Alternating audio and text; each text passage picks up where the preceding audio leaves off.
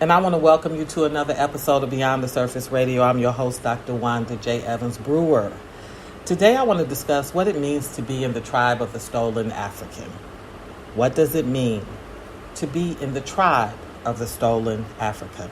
This conversation is spurred on by a post I responded to yesterday on Facebook.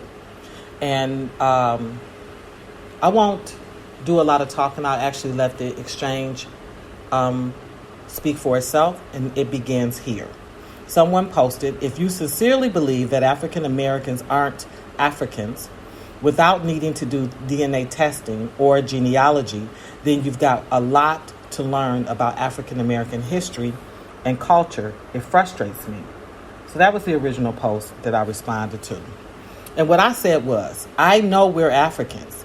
The issue we face when we return to Africa is the continental African, or the native as I refer to them, sees a distinction because we weren't born on the continent.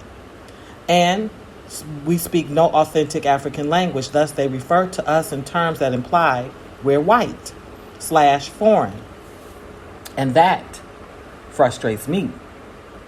So instead of this gentleman being curious, what he immediately replied back to me was, I've never had that kind of treatment here. So someone else hopped up and they said, Wanda, me either. Mostly I've been told to stay. Sometimes over the decades, a small kid will say the word for a stranger or white. But adults believe that the children notice my difference, which is very normal. But when I dress more like the locals, no shorts, the opposite happens until I open my mouth, which is natural. And then he links a magazine that he produces called the Port of Harlem Gabion Educational whatever. Okay, I can only see a portion of it.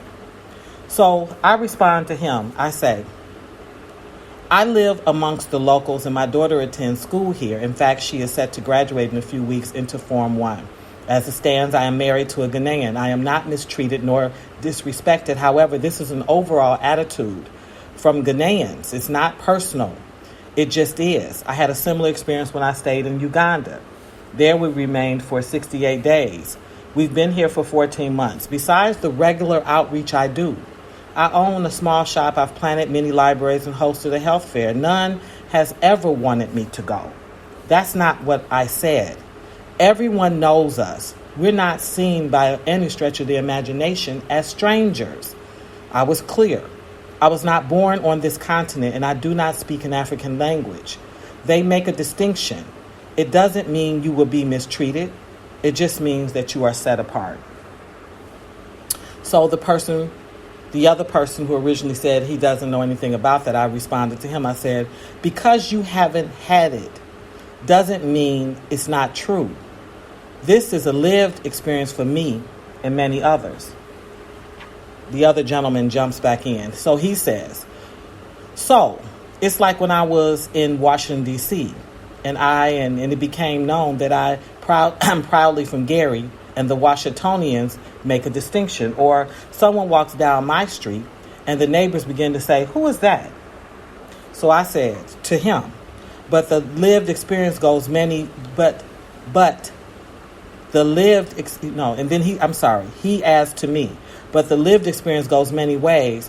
What is reality and your perception of it? So now he's questioning how much of it is actual reality and how much of it is perception.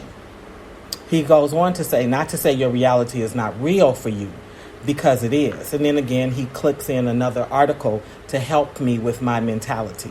And then the title of that article is How Your Perception is Your Reality, according to whatever philosophical magazine he linked here. So I said to him, it's more than that. Oftentimes, no one knows who you are because by appearance alone, many of us blend right in. But you have no cultural experiences and languages connected naturally to the continent. These are things you are actively acquiring. I have no memories of the rainy season in Ghana and how mom made us fetch water in a calabash. I don't naturally respond to the music of the airways and when it blares on the radio. I can't pound fufu because I wasn't raised to pound fufu. I'm not Ghanaian, nor am I a continental African. They know this, and that remains in our exchange. Again, it doesn't bring forth mistreatment, but you are forever odd man out. Go sit at a council of elders meetings and see what happens. You know, many of these people that claim to be so embraced on the continent, and they are so loved and they're so welcomed, and they're rejecting what I'm saying to them, because they don't actually engage with the locals. I see so many people here in Ghana in these gated communities or stuffed in Accra in these cities. I see them already in groups where almost 2/3 of their friendships, if not more, are other African Americans or other people from the places that they love. So they're not actually crashing into other people's cultures and trying to have anything other than, your like shopping, like, consumer exchanges. I bought fruits and vegetables. I shopped at the market. I went to a restaurant. That's not the same. So I'm listening to this. And I'm feeling his pushback. So I say to him, I've been loved everywhere I've gone. Reality is just reality. I was born in Detroit, Michigan, not in Tanzania. It's not complicated. And it's not complicated. I was not born on this continent. I am not authentically in any of these tribal groups culturally, meaning that I wasn't raised and bred. I don't have these extra experiences. I don't have these extra memories. And they know it. And they do grade you. They do judge you on that. So he says, I've just never had any issues with none of that. I love the dismissal. I just never had any issues with none of that. What is the none of that? The none of that is the meat and potatoes of the whole relationship. You are coming with a culture to a culture. You believe it's your culture because of skin tone, but it actually is not. So he says, I was raised on regular R&B. Go-go does nothing for me. I would rather hear Rick James and Chuck Brown, and whether I'm listening to Celia Cruz or Aretha Franklin, I feel 100% African. He can feel 100% anything that he wants to feel. The men and women of the continent will not see him that way. And I can guarantee you they're not listening to Celia Cruz from Cuba, and they damn sure not listening to Aretha Franklin from the United States of America. They're not. He says, you can see our magazine reflects our Pan-Africanism. Look at that proud, you're talking about a magazine as if the magazine somehow helps relationships. It doesn't. So he sends me a copy of his magazine. I didn't even bother to click the link because he's already missing it. I'm not an armchair intellectual. I'm not an armchair activist. I'm not an armchair Pan-Africanist. I am on the ground. I am in the community. I am amongst the people. That is very different from people who sit and write about culture, who fantasize about culture, as opposed to those who walk among the giants. So he says to me, this is not an issue. It is what it, I said, this is not, I'm sorry. I said to him, this is not an issue. It is what it is. I'm a globe-trotting professor, an education specialist, a Pan-Africanist, on my own dime. I bring books, technology, learning aids to the continent. Most of my work is in the villages and townships. I do smaller projects, for example, like solar panel installations and biodigestive toilets, to name a few. I move amongst the people. So far, I've served 5 nations and lived in 4 of them. The first man finally folds. He says, okay. So someone else jumps in. Greetings, sis. Just wondering why you said being seen as a foreigner frustrates you if you're not treated in any negative way. Because I'm black.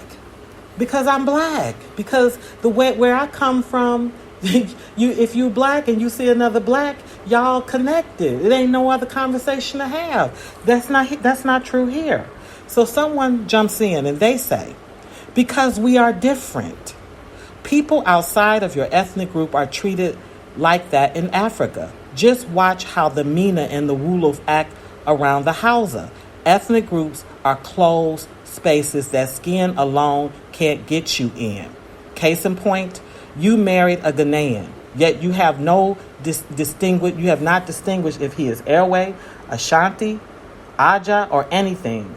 Have you undertaken any rights, any I'm sorry. Have you undertaken any rights of womanhood? Do you speak a language? Have you learned the proverbs? Ethnicity means more than just being black, just being African. It is an ongoing narrative, and if fate didn't tie you into it from the start, you have to stitch yourself into the story a different way. Okay? He was the first person that said something that made sense to me. He was the first person that said something that made sense to me. Everybody else was still trying to find a way to make it right, to make it work, to not accept what I was explaining to them. Like, yeah, you can have whatever nostalgic feelings you have about Africa, but Africa doesn't have those nostalgic feelings about you. He's absolutely right. I have no rites of passage as a woman in this country. I most certainly don't speak an authentic language, and that's just fact. So I say to him, thank you so much for this thoughtful and concise explanation. You are right. But I have chosen to remain myself and stand as a representative of my tribe, which is the stolen African. For the work that I do, it is easier to serve the continent at large. I have no extra commitment to any tribe. I use the criteria that America has ingrained in me. And that is, as long as you are black/African, all is well. Wherever we are from Africa throughout the diaspora, we need support. Therefore, I freely share my gifts, talents, resources with my own, and require Western nations to pay. That is just how it is, and that's how it's going to be.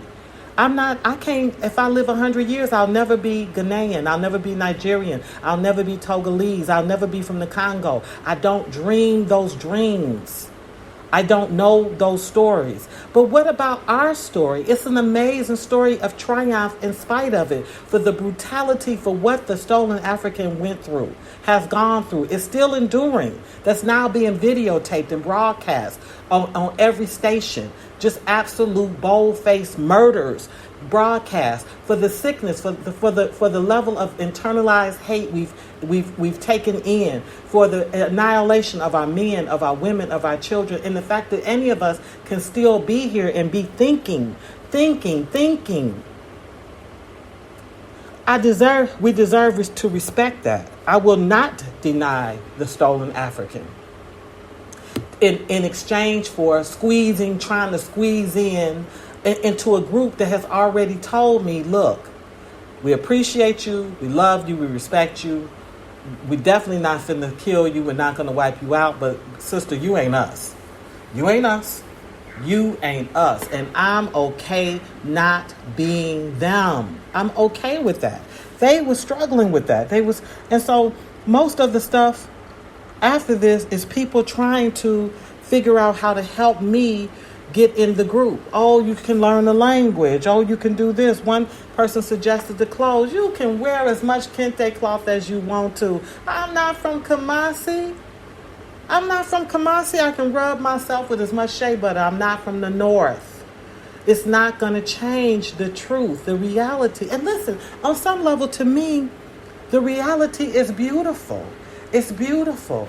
Your long lost DNA, your long lost relatives still exist. They're there. Now, what the continental African does with that, how they process that, that's their problem.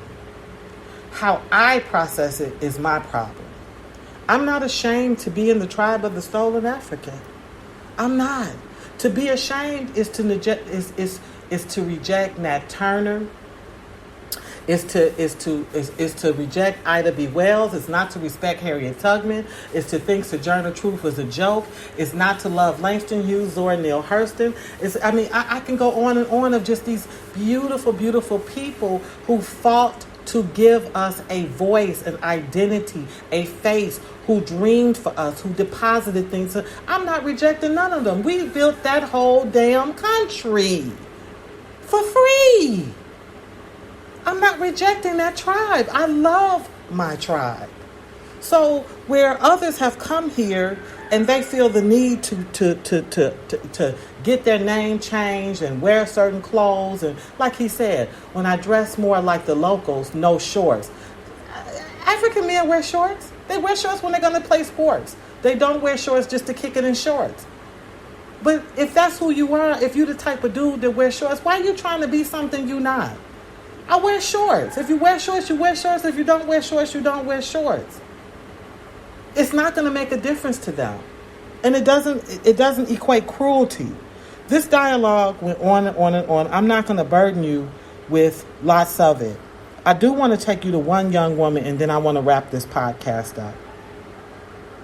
And what she did was she hopped in and she said, and I'm getting down to her, because this conversation was long. It was long. She says, when I visited West Africa, I never experienced that. It was all love and welcoming in each country I went. Okay? All right. So I said, you used the word visit. I'm living. I pay rent. I pay a light bill. I shop from the local market. My daughter attends school. I eat dinner with my in-laws. I attend church. How deep were you in the fiber of the country? Did you meet the assemblyman in your community? Does the chief or the queen mother know you? This is the difference, perhaps. And once again, I repeat, I am both loved and respected. She came back and she said, okay, I didn't go that deep. Laugh out loud. I said, the deepness is the distinction. See what I'm saying? You see what I'm saying? Here's a conversation this sister didn't even have to pop into. You know full well you stayed at the resorts. You know that you went on the organized tour that was organized by the tour leaders, the tour groups. And you want to hop in this heavy hitter conversation about what it's like to be living in this country and being received, perceived, treated by the continental African. You know, at some point, good intelligence tells you, stay in your lane. When you know a conversation is over your head, don't hop in that. I don't hop in fights that I'm not a part of. I don't hop in that. I said, wow, look at her go. Look at her go. Now, I was proud of her. Little sis had enough sense to say, you know what, you're right. I can honestly tell you, most of the people even living here, they don't know the assemblyman. They don't go to a council of elders meeting. They're not. They could not identify the queen mother in those communities if you paid them to. They haven't attended funerals. They don't get invited to baby. Well, they might get invited to baby naming ceremonies, because you always get invited to stuff where some money can come into it. But I'm giving you the larger picture. Okay, they know who the president is because he's on TV. Have they gone to the hospital? I've gone to the hospital. I had a full root canal here. I had my breast exam here. My daughter had a chest x-ray here. How much engagement with the continental Africans are you having? Or are you just talking smack? Because if you're coming into the country and you going and you eating at the restaurants and you going to the parties, the after sets, if you're a part of the organized ceremonies to give you your name change and you getting wrapped in your kente cloth, of course it's phenomenal. Of course. That's what's not reality. Reality is everyday living. And that's when you learn. Who am I to them and who are they to me? I love black people. I'm a humanitarian. I care about all people. I don't want to see anybody mistreated. I like fairness. But I love black people. I love black people because the first face I looked into a black woman's eyes, and that was my mother. So I start with my first love, and then I work my way out. You've been listening to Beyond the Surface Radio, and I'm your host, Dr. Wanda J. Evans-Brewer. And until we meet again, be safe in God's grace.